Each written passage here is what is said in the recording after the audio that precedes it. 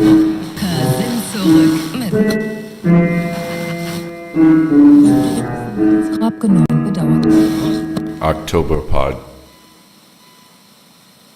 Dear Octoberpod, I've been involved with creating and selling art for the last 30 years. In that time, I've never encountered a haunted house, but I have experiences with a haunted painting.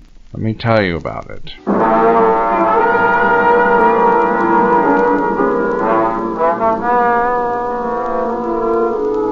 For many years, I ran a gallery for local artists. I called it a gallery, but it was really a shop where one could buy what I call arts and crafts. The creators, artisans, whose work I sold were only moderately gifted. Still, the shop was profitable enough for a time. During that time, I would sometimes acquire antiques and other pieces through estate sales. That's how the painting came into my possession. The title, or what I presumed to be the title, was penciled on the back of the canvas. He smiles when we blaspheme. This, initially, seems a strange title for the painting, as it is a still life of various objects arranged fetishistically on a rough wooden table draped with fabric in a muted shade of purple. It's not immediately apparent who he is, as the viewer is presented with a bowl of overripe fruit, a mostly spent unlit candle, wilted flowers in a reflective metal vase, a scarab crawling on that vase, and a dead, limp-necked guinea fowl waiting to be dressed.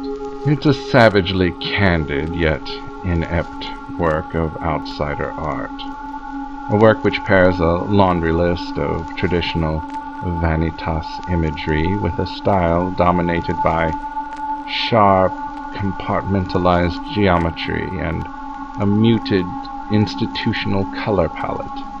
If brutalist architecture had spawned a genre of painting, this canvas would encapsulate the movement. In short, it was ugly. Still, who was he? And what did any of this nonsense have to do with blasphemy? Look closer. The harsh lines of the composition draw the eye to a reflection on the convex surface of the vase. Here the viewer finds the distorted reflection of a smiling man. When I first saw him, I assumed this was the artist's self-portrait. But on further reflection, I don't think so. The features are too vague for a self-portrait. The man's appearance and demeanor are utterly devoid of humor or cheekiness. To say that the man in the reflection appears to have ill intent would be understating the point. This smiling man is the face of evil. When your gaze meets his, you immediately look over your shoulder, as though the vase is reflecting the room behind you. It's a creepy effect.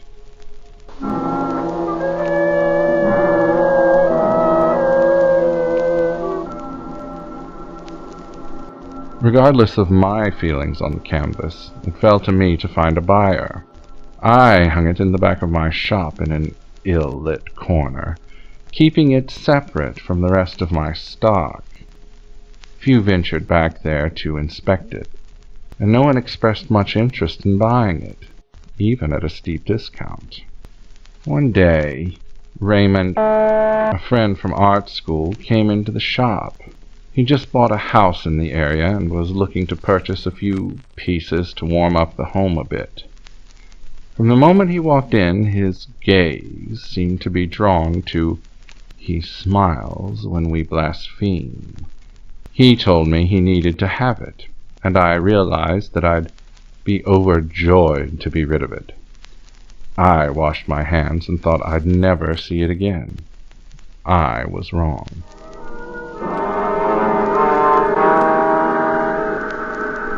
About a month later, it was around Christmas time, Raymond invited me to dine with him and his family at his new home. Now, I live in a fairly rural area of Western. I'm unaccustomed to seeing fine houses out here in the wild. However, I was genuinely impressed to see Raymond's home, a smart, two-story Tudor-style house that would not be out of place in an affluent suburb of Philadelphia or Pittsburgh, but which seemed positively alien here. Raymond's wife prepared a lovely supper, lamb with thyme gravy, underdone to perfection. They paired it with a lovely local red that I meant to buy a case of later.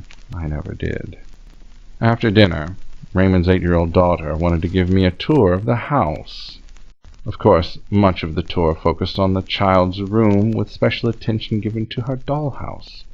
At the end of her tour, we reached a dark room at the back corner of the house.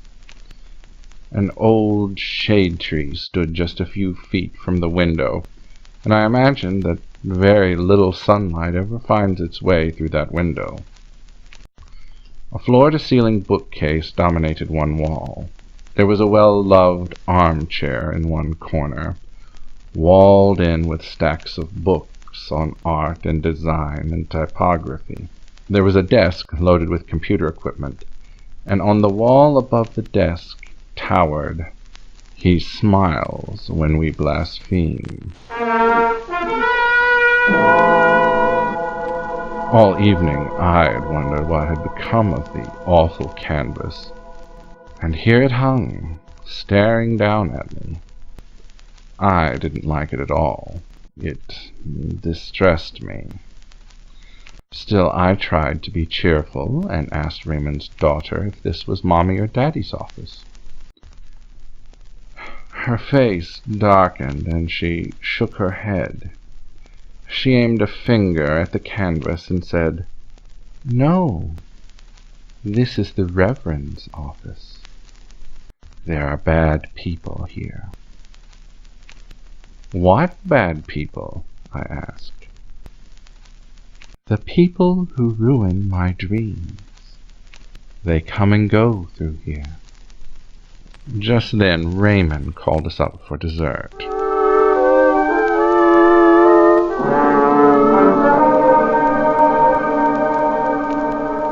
Well, all this unsettled me, as I've said. I set out on a study to discover who the artist of He Smiles When He Blaspheme. Reverend Bentley Jackson Bogus, born 1922, exact date of death unknown, age 74 years. Much of what is known about this man has faded into urban folklore and local superstition. My research found this. Take it with a grain of salt if you like. Reverend Bogus was a fire and brimstone preacher, known for a hot sermon featuring lurid and grotesque descriptions of hell and damnation, screaming sinners thrown into the lake of fire, etc., etc. He preached that message for so long that he realized he had more faith in evil than in good. Legend has it that the Reverend renounced God and rededicated his life to Satan. Here's where the details become extremely vague. He resigned his post with the church and got work painting houses and doing odd jobs. Again, not much is known about this period of his life. We know he produced paintings and other pieces of art after leaving the church. At first I thought of tracking down more of his work, but given my suspicions about He Smiles When We Blaspheme, I decided against it. We know that he was arrested twice, one for vandalism and one for criminal trespass.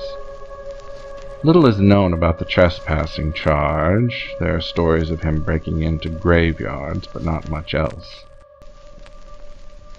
The vandalism arrest is juicier and has become the stuff of legend.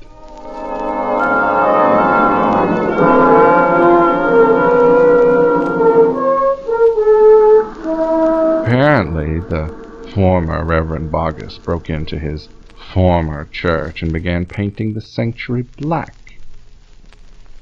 He fouled the altar with the blood and scat of animals and left an offering, a jar of urine, and a jar of human hair and teeth.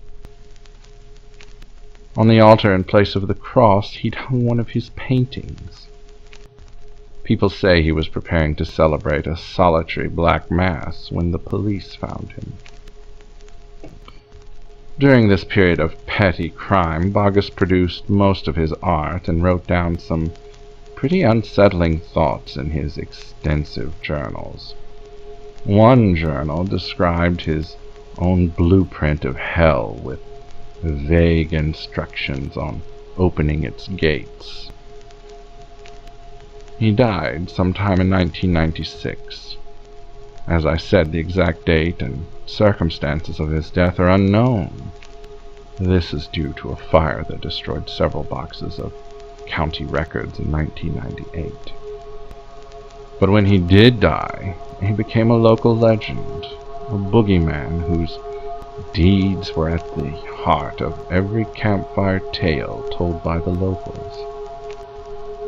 I was ready to call Raymond and share with him my research, perhaps convince him to get rid of Bogus's canvas.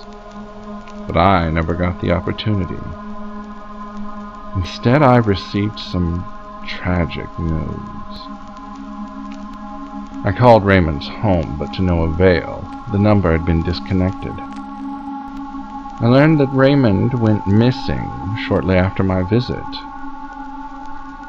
when his car was found 3 weeks later at the bottom of a lake. The authorities were quick to pronounce him dead, even though a body was never recovered. Some nights I'll drive past that lake and half expect Raymond to emerge wet and filthy from its inky depths.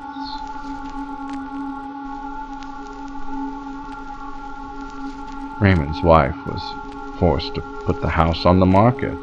She and the little girl moved to another state to live with relatives. Call it coincidence, call it what you will. It is my contention that Raymond and his family experienced nothing but tragedy after hanging that damned canvas. Its evil entered their lives and spread like cancer. Don't believe me? Convinced myself, I seek not to convince. Much later, about 18 months later, I received a parcel in the mail. It was from Raymond's wife. She said she was returning to me the last of Raymond's valuable possessions they'd been unable to sell. It was He Smiles When We Blaspheme. That very evening, I swung by the Home Depot and bought several cans of lighter fluid. I took the haunted canvas down to the parking lot of an abandoned hosiery mill and torched the damned thing.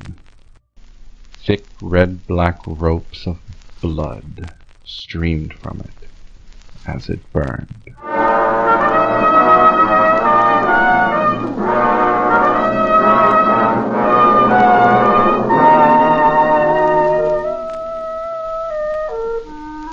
He smiles when we blaspheme.